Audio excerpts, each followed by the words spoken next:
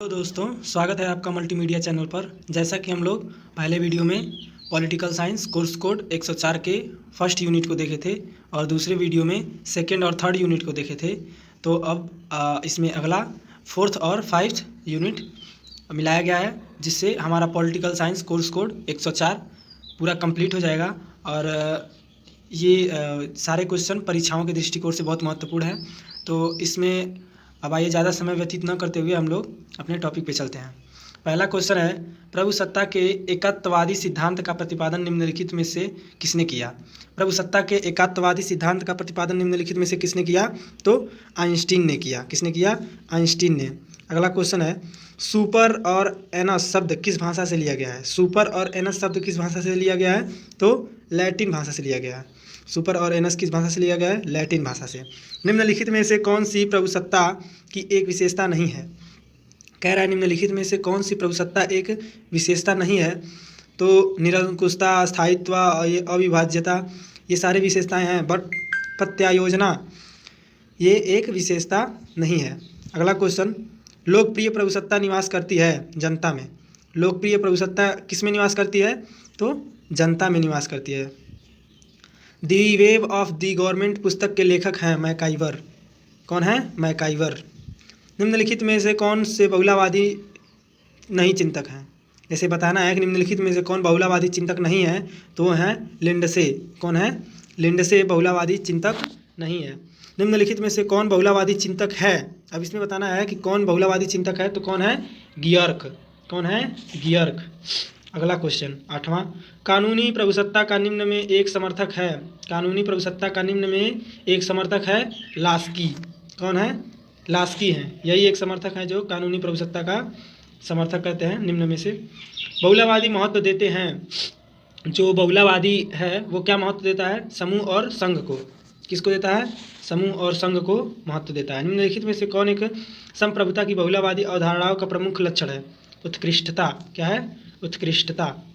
अगला क्वेश्चन, बहुलावादी विश्वास करते हैं। बहुलावादी जो होते हैं वो किस में विश्वास करते हैं? राज्य अन्य संस्थाओं द्वारा नियंत्रित होता है। राज्य अन्य संस्थाओं द्वारा नियंत्रित होता है। अगला क्वेश्चन, आइंस्टीन का प्रभुसत्ता है। आइंस्टीन का जो प्रभुसत्ता है क्या है? पूर्णतः दोनों, आंतरिक एवं बाह्य, यानी आंतरिक भी और बाह्य भी, इनका दोनों प्रभुसत्ता है। संप्रभु सोरलाइजेटी शब्द लिया गया है। ये संप्रभु शब्द कहाँ से लिया गया है? तो सुपर एनस से। कहाँ से लिया गया है? सुपर एनस से। ये इंपॉर्टेंट क्वेश्चन है दोस्तों।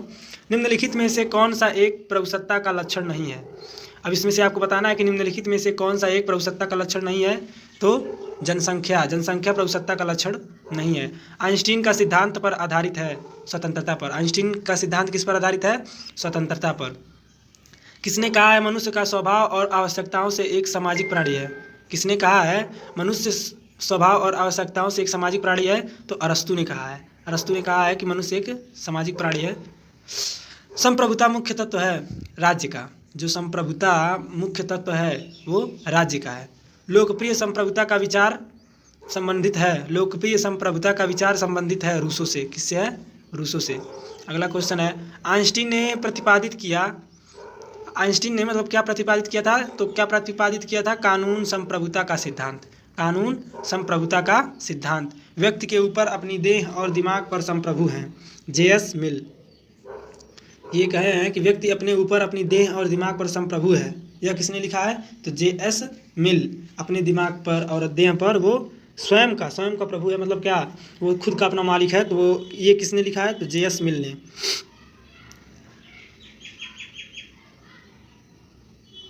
विधिक संप्रभुता का सिद्धांत पहली बार प्रतिपादित किया गया था। विधिक संप्रभुता का सिद्धांत पहली बार प्रतिपादित किया गया था।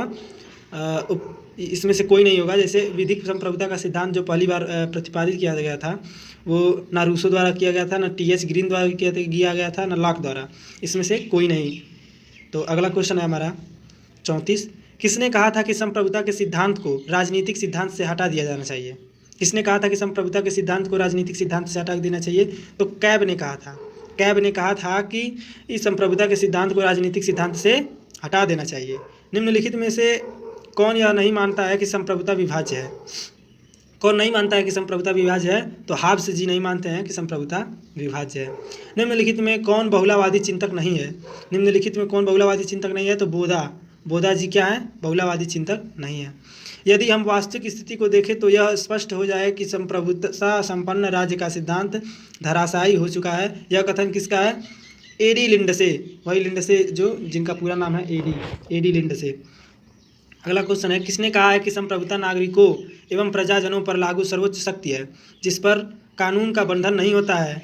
ये किसने कहा है? तो बोधा ने कहा है। बोधा ने कहा है कि संप्रभुता नागरिकों का एक प्रजन पर लागू सर्वोच्च शक्ति है जिस पर कानून का बंधन नहीं होता।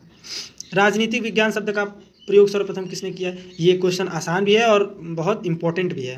तो ये क्वेश्चन राजनीतिक विज्ञान शब्द का सर्वप्रथम प्रयोग किसने किया था? तो अरस्तु जी ने किया था। कौन किया था? अरस्तु जी ने। अगला क्वेश्चन है 40वां, ला बोले तो कानून। कानून राज्य की व्युत्पत्ति ट्यूटोनिक भाषा के जिस शब्द से हुई है वह है। जैसे ट्यूटोनिक भाषा से जो कानून उत्पन्न हुई है वो किस शब्द से हुई है? तो लैग से बना है ला। ठीक है। अगला क्वेश्चन 41वां है, आधुनिक युग में संप्रभुता शब्द का सर्वप्रथम प्रयोग बोधा ने ही अपने ग्रंथ रिपब्लिक में किया है। यह कथन किसका है? मैक्सी का। मैक्सी कहे हैं कि आधुनिक युग में संप्रभुता शब्द का सर्वप्रथम प्रयोग बोधा ने अपने ग्रंथों में रिपब्लिक में किया। यह कथन किसका है? तो मैक्सी का है। आइंस्टीन किस पेशा का था? जैसे आइंस्टीन जो थे वो क्या करते थे? जैसे ये क्वेश्चन कह रहा है कि आइंस्टीन थे वो क्या करते थे? तो वो एक वकील थे। वो किस पेशे के थे? वकील। अगला क्वेश्चन 43 है, आइंस्टीन किस देश के विधि शास्त्री थे? आइंस्टीन किस देश के विधि शास्त्री थे? तो इंग्लैंड के विधि शास्त्री थे आइंस्टीन। अगला क्वेश्चन है, आइंस्टीन की प्रसिद्ध कृति क्या है? जो आइंस्टीन की प्रसिद्ध कृति है वो है lectures on jurisprudence. Lectures on jurisprudence. अगला क्वेश्चन है 45वां, आइंस्टीन के अनुसार प्रभुसत्ता किसमें निहित होती है? अब इनके अनुसार हमें बताना है कि प्रभुसत्ता किसमें रहती है, किसमें निहित है। इन ऑप्शनों में किसमें निहित है? जनता में, मतदाता में, समाज की इच्छा में। तो हमारा सही ऑप्शन है निश्चित व्यक्ति या व्यक्ति में, समूह में। जैसे निश्चित व्यक्ति या व्यक्ति समूह में प्रभुसत्ता निहित होती है। ठीक है। तो हमारा अब अगला क्वेश्चन है 46वां, निम्न में किसने कहा था कि संधात्मक आदर्श की पूर्णता के लिए प्रभुत्व शक्ति का पूर्ण विभाजन अनिवार्य है? फीमैन ने। किसने कहा था? फीमैन ने। अगला क्वेश्चन है, आधुनिक युग में लोक प्रभुता के सिद्धांत का जनक किसको माना जाता है? तो ये जैसे कह रहे हैं आधुनिक युग में लोक प्रभुता के सिद्धांत का जनक किसको माना जाता है? तो रूसो को आधुनिक युग का लोक प्रभुता का सिद्धांत का जनक माना जाता है। राजनीतिक संप्रभुता के विषय में किसने कहा है कि मैं उनका नेता हूं और मुझे उनकी आज्ञाओं का पालन करना चाहिए? ये किसने कहा था? कार्लाइल ने। किसने कहा था? कार्लाइल ने कहा था कि मैं उनका नेता हूं और मुझे उनकी आज्ञा का पालन करना चाहिए। अगला क्वेश्चन है 49वां, प्रभुसत्ता का जन्म समझौते के परिणाम स्वरूप होता है। प्रभुसत्ता का जन्म समझौते के परिणाम स्वरूप होता है। इस विचार का जो प्रतिपादन किया वो किसने किया था? लॉक और रूसो ने प्रतिपादन किया था कि प्रभुसत्ता का जन्म समझौते के परिणाम स्वरूप होता है। अगला क्वेश्चन है 50वां, वे विचारक जो प्रभुसत्ता का आधार जनता की इच्छा को मानते हैं। जैसे वे विचारक, अब ऑप्शन में से आपको बताना है कि वे विचारक कौन हैं जो प्रभुसत्ता का आधार जनता की इच्छा को मानते हैं। जो जनता की इच्छा है वही प्रभुसत्ता का आधार है। ये कौन विचारक मानते हैं? रूसो और ग्रीन मानते हैं कि जो जनता की इच्छा होती है वही प्रभुसत्ता का विचार है। तो रूसो और ग्रीन हमारा सही ऑप्शन है। 51 क्वेश्चन है, उच्चतर द्वारा निम्नतर को दिया गया आदेश ही कानून है। यह किसका कथन है? अब ये किसी ने कहा है कि जो ऊंचे पद से निम्न पद को आदेश दिया जाता है वही कानून है। अर्थात कोई हाई लेवल पे है, कोई लो लेवल पे है, तो जो हाई लेवल से जो आदेश आता है वही, और जो आदेश आता है वो नीचे लेवल पे जो आता है वही कानून होता है। तो इस तरह का जो बातें कही हैं जिन्होंने, वो किसकी कथन है? तो आइंस्टीन का कथन है कि उच्चतर द्वारा निम्नतर को दिया गया आदेश ही कानून है। अगला क्वेश्चन है हमारा उसी में का ये जो 4th यूनिट था उसी में का पार्ट ये है, अगला पार्ट है। तो उसमें का ये अगला पार्ट है, किसने कहा राज्य कानून का शिशु और जनक दोनों है? किसने कहा राज्य कानून का शिशु और जनक दोनों है? तो मैकाइवर ने कहा था कि राज्य कानून का शिशु और जनक दोनों है। कानून संप्रभु की आज्ञा है किसका कथन है? कानून संप्रभु की आज्ञा है किसका कथन है? तो आइंस्टीन का। किसका कथन है? आइंस्टीन का। किसने कहा है कि सत्य द्वारा आरोपित आचार व्यवहार का नियम ही कानून है? किसने कहा है कि सत्य द्वारा आरोपित आचार व्यवहार का नियम ही कानून है? तो ऑक्सफोर्ड शब्दकोश में एक ये पब्लिशर है जो ऑक्सफोर्ड शब्दकोश एक आती है, वो उसमें लिखा गया है कि सत्ता द्वारा आरोपित आचार व्यवहार का नियम ही कानून है। अगला क्वेश्चन हमारा चौथा है, न्यायाधीन कानून बनाते हैं और उनका इसका अधिकार भी है, यह कथन किसका है? विल्सन का। किसका है? विल्सन का यह कथन है कि न्यायाधीश कानून बनाते हैं और उनका इसका अधिकार भी है, यह विल्सन ने कहा था। अगला क्वेश्चन है, किसने कहा है कि राज्य का अस्तित्व व्यक्ति के जीवन के नैतिक बनाने के लिए है? तो व्यक्ति के जीवन को नैतिक बनाने के लिए है, यह किसने कहा था? अरस्तु ने कहा था। अगला क्वेश्चन है, सर्वप्रथम राज्य वह है जो व्यक्ति के सदाचार और धर्मपरायणता के अधिकाधिक समरूप है, यह किसका कथन है? तो प्लेटो का कथन है। किसका है? प्लेटो का। किसने कहा है कि कानून नैतिकता की रक्षा के लिए उसके चारों ओर एक चारदीवारी है? किसने कहा है कि कानून नैतिकता की रक्षा के लिए उसके चारों एक चारदीवारी है? तो बारकर ने कहा कि कानून की नैतिकता की रक्षा के लिए उसके चारों ओर क्या है? चारदीवारी है। तो ये कौन कहा था? बारकर। अगला क्वेश्चन आठवां है, किसने कहा है कि कानून देश की नैतिक प्रगति के दर्पण होते हैं? किसने कहा है कि कानून देश की नैतिक प्रगति के दर्पण होते हैं? तो ऑप्शन नंबर ए, विल्सन ने कहा था कि कानून देश की नैतिक प्रगति के दर्पण हैं। अगला 9वां क्वेश्चन है, नागरिकों के दैनिक जीवन एवं आचरण को नियमित करने वाले कानून को कौन सा कानून कहते हैं? नागरिकों के दैनिक जीवन एवं आचरण को नियमित करने वाले कानून को कौन सा कानून कहते हैं? तो सामान्य कानून कहते हैं। कौन सा कानून कहते हैं? सामान्य कानून। अगला क्वेश्चन है, किसने कहा कानून के पालन का मूल कारण दमन नहीं वरन कानून के पालन की इच्छा होती है? मैकाइवर ने। कानून के पालन का मूल कारण दमन नहीं वरन कानून के पालन की इच्छा होती है, यह किसने कहा था? मैकाइवर ने। अगला क्वेश्चन है, निम्न में कौन कानून के ऐतिहासिक विचारधारा के प्रतिपादक हैं? अब ये बताना है आपको, निम्नलिखित में से कौन कानून के ऐतिहासिक विचारधारा के प्रतिपादक हैं? तो सर हेनरी मैन। कौन है? Sir Henry man. अगला 12वां क्वेश्चन है, दार्शनिक विचारधारा को कानून में प्रयोग करने वाले प्रतिपादक हैं? हीगल। कौन है? हीगल। अगला क्वेश्चन है, कानून के समाजशास्त्रीय विचारधारा के पोषक हैं? मैकाइवर। समाजशास्त्रीय विचारधारा के पोषक हैं मैकाइवर जो हैं वो समाजशास्त्रीय विचारधारा के पोषक हैं। वे नियम जो राज्य के सभी कर्मचारियों के अधिकारियों तथा कर्तव्यों को निश्चित करते हैं किस कानून के अंतर्गत आते हैं? तो प्रकाशीय कानून के अंतर्गत आते हैं। किसके अंतर्गत आते हैं? प्रकाशीय कानून के अंतर्गत, प्रशासकीय कानून के अंतर्गत। भारत के राष्ट्रपति का निर्वाचन किस कानून के अंतर्गत आता है? तो जो हम लोग भारत में राष्ट्रपति का निर्वाचन जब करते हैं तो वह किस कानून के अंतर्गत आता है? तो संवैधानिक कानून के अंतर्गत।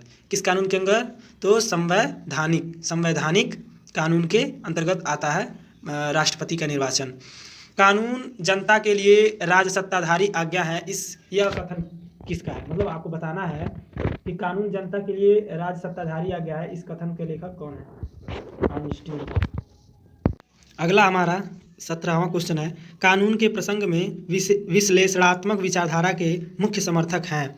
तो मुख्य समर्थक कौन है? ये सभी हैं, ऑस्टिन, विलोबी, हाईलैंड, ये सभी हमारे समर्थक हैं। अगला क्वेश्चन है, कानून के प्रसंग में ऐतिहासिक विचारधारा के मुख्य समर्थक कौन हैं? कानून के प्रसंग में ऐतिहासिक विचारधारा के मुख्य समर्थक कौन हैं? तो ये सभी लोग हैं, मिटलैंड, हेनरी मैन, पोलक, ये सारे लोग क्या हैं? ऐतिहासिक विचारधारा के मुख्य समर्थक हैं। अगला क्वेश्चन हमारा 19वां है, कानून के स्वरूप के तुलनात्मक विचारधारा का प्रतिपादक है? तो प्रतिपादक कौन है? हेनरी मैन और मैटलैंड। कानून ला शब्द का हिंदी रूपांतरण है, यह ला किस भाषा का शब्द है? तो किस भाषा का शब्द है? आंग्ल। ये क्वेश्चन याद रखिएगा, जो ला शब्द है वो हिंदी रूपांतरण है। यह ला किस भाषा से किस भाषा का शब्द है? जो ला शब्द है वो आंग्ल भाषा का है। किस भाषा का है? तो आंग्ल। अगला क्वेश्चन है, किसने कहा है कि अधिकारों एवं कर्तव्यों की उस पद्धति को कानून कहते हैं जिसे सरकार लागू करती है? तो किसने कहा है कि अधिकारों एवं कर्तव्यों को उस पद्धति के कानून कहते हैं जिसे सरकार लागू करती है? तो ग्रीन ने कहा था। अगला क्वेश्चन है, कानून नियमों का वह समूह है जिसे राज्य मान्यता देता है और न्याय व्यवस्था के प्रशासन में लागू करता है, यह कथन किसका है? तो कानून नियमों का वह समूह है जिसमें राज्य मान्यता देता है और न्याय व्यवस्था का प्रशासन में लागू करता है। यह कथन किसका है? प्रोफेसर सालमंड का है। किसका है? प्रोफेसर सालमंड का यह कथन है। अगला क्वेश्चन है, कानून के विश्लेषणावादी संप्रदाय ने किस दर्शन में प्रेरणा ग्रहण की? आदर्शवादी। किस दर्शन में? आदर्शवादी दर्शन में। आदर्शवाद का प्रारंभ किससे समझा जाता है? अब ये बताइए, आदर्शवाद का प्रारंभ किससे समझा जाता है? तो प्लेटो से।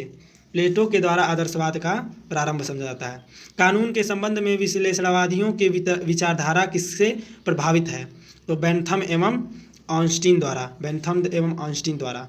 अगला क्वेश्चन है, विश्लेषणात्मक शाखा के लेखक नियमों को प्रगतिशील न मानकर गतिहीन मान लेते हैं। यह कथन किसका है? तो गैटल का है। गैटल महोदय जी कहते हैं कि जो विश्लेषणात्मक शाखा के लेखक नियमों को प्रगतिशील न मानकर गतिहीन मान लेते हैं, यह कथन किसका है? तो गैटल जी का है। अगला क्वेश्चन है, निम्न में कौन से विचारक कानून के औपचारिक स्रोत की अपेक्षा उसकी विषय वस्तु पर आधारित बल देते हैं? ऐतिहासिक विचारक। कौन देते हैं? ऐतिहासिक विचारक। अगला क्वेश्चन है, निम्न में से कौन से विचारक अतीत के वास्तविक कानूनों की अपेक्षा दार्शनिक या कानून के अमूर्त रूप का अध्ययन करते हैं? ये दार्शनिक विचारक। दार्शनिक विचार जो होते हैं वो वास्तविक कानूनों की अपेक्षा दार्शनिक या कानून के अमूर्त रूप का अध्ययन करते हैं। वो कौन होते हैं? दार्शनिक विचारक। अरे जो भाई जो दार्शनिक के बारे में सोचेगा तो वो दार्शनिक विचारक ही ना होगा। अगला 29वां क्वेश्चन है, कानून के स्रोत में दार्शनिक विचारधारा के पोषक हैं। कौन है? तो हीगल और कांट। हीगल और कांट जो हैं कानून के स्रोत में दार्शनिक विचारधारा के पोषक हैं। निम्न में से कौन सा ऐतिहासिक विचारधारा के रूप में प्रदर्शित करता है? तुलनात्मक विचारधारा। कौन विचारधारा जो है वो ऐतिहासिक में प्रदर्शित करता है? ऐतिहासिक के रूप में तो तुलनात्मक विचारधारा जो होता है वो ऐतिहासिक विचारधारा में प्रदर्शित करता है। अगला क्वेश्चन हमारा है, किस विचारधारा के अनुसार कानून सामाजिक शक्तियों के उपज होती है? किस विचारधारा के अनुसार कानून सामाजिक शक्तियों के ऊपर उपज होती है? तो समाजशास्त्री विचारधारा। समाजशास्त्री विचारधारा। अगला क्वेश्चन है, निम्न में से कौन से विचारक समाजशास्त्री विचारधारा के पेशक हैं? अब ये आपको इसमें से बताना है कि कौन विचारधारक समाजशास्त्री विचारधारा के पेशक हैं। तो Krabbe, Holmes, Bentham, Austin, Hegel, Kant, उपयुक्त सभी। तो इसमें option number D will be the correct answer होगा कि ये सभी लोग जो होते हैं वो समाजशास्त्रीय विचारधारा के पेशक होते हैं। अगला क्वेश्चन है, निम्न में से कौन सा विचारधारा कानून की अच्छाई बुराई का निर्णय उसके परिणामों के आधार पर करती है? निम्न में से कौन सा विचारधारा कानून की अच्छाई बुराई का निर्णय उसके परिणामों के आधार पर करती है? तो समाजशास्त्री विचारधारा। कौन? समाजशास्त्री विचारधारा। अगला क्वेश्चन है, निम्न में से किस विचारधारा के अनुसार कानून का अस्तित्व राज्य के पूर्व माना जाता है? अब बताइए कि कौन सी विचारधारा है जो राज्य का अस्तित्व है, जो मतलब कानून का अस्तित्व जो है वो राज्य के पहले ही माना जाता है? तो समाजशास्त्री विचारधारा। भाई सिंपल सी बात है कि जो समाजशास्त्री विचारधारा है वो राज्य के पूर्व मानी जाती है। अगला क्वेश्चन, निम्न में से कौन सी विचारधारा राज्य की संप्रभुता पर नहीं वरन कानून की संप्रभुता पर बल देती है? समाजशास्त्री विचारधारा। निम्न में से कौन सी विचारधारा राज्य की संप्रभुता पर नहीं वरन कानून की संप्रभुता पर बल देती है? तो समाजशास्त्री विचारधारा। क्योंकि जो समाज के चिंताओं में रहे और समाज की सेवा में रहे भाई वो अधिक संप्रभुता पर बल देगी। ठीक है, तो इसमें से हमारा क्वेश्चन होगा समाजशास्त्री विचारधारा के जो होंगे वो संप्रभुता पर नहीं वरन कानून की संप्रभुता पर बल देंगे। अगला क्वेश्चन है, यह कहकर कि कानून राज्य से स्वतंत्र नहीं हो सकता किस विचारधारा के आलोचना की गई है? समाजशास्त्री विचारधारा। किस आलोचना की गई है? किस विचारधारा की आलोचना की गई है? तो समाजशास्त्री विचारधारा।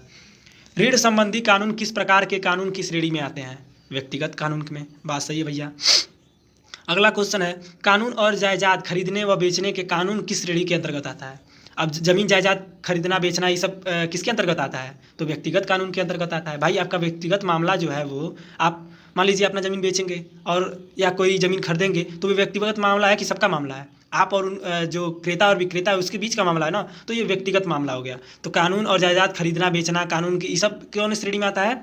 तो व्यक्तिगत कानून के कोई श्रेणी में आता है, व्यक्तिगत कानून में। अगला क्वेश्चन है, चोरी डकैती और हत्या करने वालों का दंड देने के लिए जो कानून बनाए जाते हैं वे किस प्रकार के कानून होते हैं? सार्वजनिक कानून होते हैं। सार्वजनिक कानून होते हैं क्योंकि भैया जो चोरी डकैती और हत्या वाला ये सब होते हैं ये किस कानून के अंतर्गत आते हैं? तो सार्वजनिक कानून के अंतर्गत आते हैं। 40वां क्वेश्चन है, सर्वोच्च न्यायालय का गठन और शक्तियाँ कानून के किस प्रकार के श्रेणी में आते हैं? संवैधानिक कानून के अंतर्गत। किस कानून के अंतर्गत? संवैधानिक कानून के अंतर्गत। 41वां क्वेश्चन है, राज्यपाल की नियुक्ति किस कानून के श्रेणी में आता है? जो राज्यपाल की नियुक्ति है वो किस कानून के अंतर्गत आता है? संवैधानिक कानूनों के अंतर्गत आता है। निम्न में से कौन सा देश प्रकाशीय कानून की सर्वोत्तम उदाहरण है? फ्रांस। फ्रांस जो है यह प्रशासकीय, सॉरी हम बार बार प्रशासकीय की जगह पर प्रकाशी बोल दे रहे हैं। तो निम्न में से कौन सा देश प्रशासकीय कानून की सर्वोत्तम उदाहरण है? तो फ्रांस है। अगला क्वेश्चन, निम्न में से कौन सा कानून प्रचलित रीति रिवाज और परंपराओं का विकसित रूप होता है? प्रथागत कानून। कौन होता है? प्रथागत कानून। 44वां क्वेश्चन है, किस देश के कानून में रीति रिवाजों ने महत्वपूर्ण भाग लिया है? इंग्लैंड। इंग्लैंड की जो रीति रिवाज ने महत्वपूर्ण भाग लिया है, किस देश के कानून में रीति रिवाजों ने महत्वपूर्ण भाग लिया है? जैसे ये बता रहा है कि किस देश की जो कानून है उसमें रीति रिवाज ने महत्वपूर्ण भाग लिया है, तो इंग्लैंड की जो कानून है उसमें रीति रिवाजों ने महत्वपूर्ण भाग लिया है।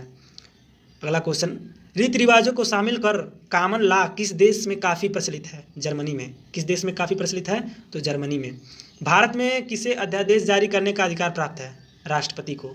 राष्ट्रपति को भारत में अध्यादेश जारी करने का अधिकार प्राप्त है और किसी को नहीं होता है। अगला क्वेश्चन हमारा 47वां है, कानून के किस स्रोत के अनुसार ईश्वर की समस्त सत्ता को कानून का उद्गम माना जाता है? धर्म। उद्गम माना जाता है धर्म। अगला क्वेश्चन है, किन विचारकों के अनुसार दंड अपराधी के लिए निषेधात्मक उपहार कहा है? किन विचारकों के अनुसार दंड को अपराधी के लिए निषेधात्मक उपहार कहा है? हिंगल और कांट। हिंगल और कांट जी ने कहा है कि जो दंड है वो अपराधी के लिए निषेधात्मक उपहार है, मतलब एकदम उसमें कोई संदेह ही नहीं करना है, भैया वो दंड किया है तो उसको उपहार मिलना चाहिए, अगर वो अपराध किया है तो उसे दंड मिलना चाहिए। अगला क्वेश्चन हमारा है 49वां, किस विचार के अनुसार दंड देने में भगवान या दुर्भावना से काम नहीं लिया जाना चाहिए? अब देखिए 49 कह रहा है, किस विचार के अनुसार दंड देने में भगवान या दुर्भावना से काम नहीं लिया जाना चाहिए? बेंथम जी ने कहा है कि दंड देने में भावना होना और भाव विभोर और मोह माया में नहीं रहना चाहिए, क्योंकि ये सब ऐसी चीज़ें होती हैं जो निष्पक्षता और किसी न भेदभाव के ही वो क्या कहते हैं दंड दिया जाता है, ताकि ये ना हो कि ये हमारे अपने हैं तो चलो इनको कम दंड दे दो, वो हमारे परिचित नहीं है तो उनको अधिक दंड दे दो, ऐसा कोई बात नहीं होता है। तो वही ये इनका कहना है बेंथम जी का कि इनके अनुसार दंड देने में भावना या दुर्भावना से काम नहीं लिया जाना चाहिए। तो किसने कहा है? बेंथम ने। 50 क्वेश्चन है, किसके अनुसार वह समाज जो जीवन का कद्र करता है उसे तत्परता से जीवन नहीं लेना चाहिए? लाफ्ट ने। किसने कहा है? लाफ्ट ने। अगला क्वेश्चन हमारा है, आँख के लिए आँख और दांत के लिए दांत दंड के लिए सिद्धांत के अंतर्गत आता है। मतलब आँख के लिए आँख, दांत के लिए दांत, दंड के लिए सिद्धांत, ये किसके अंतर्गत आता है? प्रतिशोधात्मक के सिद्धांत के अंतर्गत आता है। विधि के समक्ष समानता संबंधित है सामाजिक समानता, नागरिक समानता से। किससे? नागरिक समानता से संबंधित है। अगला क्वेश्चन हमारा 53 है, निम्नांकित में से कौन कानून का स्रोत नहीं है? समिति। कौन है? समिति। अगला क्वेश्चन हमारा है, वास्तविक कानून उसका आदेश है जिसे दूसरों को आदेश देने का अधिकार प्राप्त है, यह कथन किसका है? तो लाक का है। किसका है? लाक का यह कथन है कि वास्तविक कानून उसका आदेश है जिसे दूसरों के आदेश देने का अधिकार प्राप्त है। अगला क्वेश्चन हमारा 55 है, निम्न में कौन दंड का सबसे पुरातन सिद्धांत है? अब बताइए, निम्न में जो दंड में कौन सिद्धांत सबसे पुराना, सबसे प्राचीन है? तो प्रतिशोधात्मक, जिसे हम क्या कहते हैं? प्रतिकलात्मक सिद्धांत। दो नाम से जानते हैं, जान लीजिए, प्रतिशोधात्मक और प्रतिकलात्मक सिद्धांत। अगला क्वेश्चन हमारा है, निम्न में कौन दंड व्यवस्था का आवश्यक तत्व है? उपर्युक्त सभी, अनुपात, मानवता, निष्पक्षता।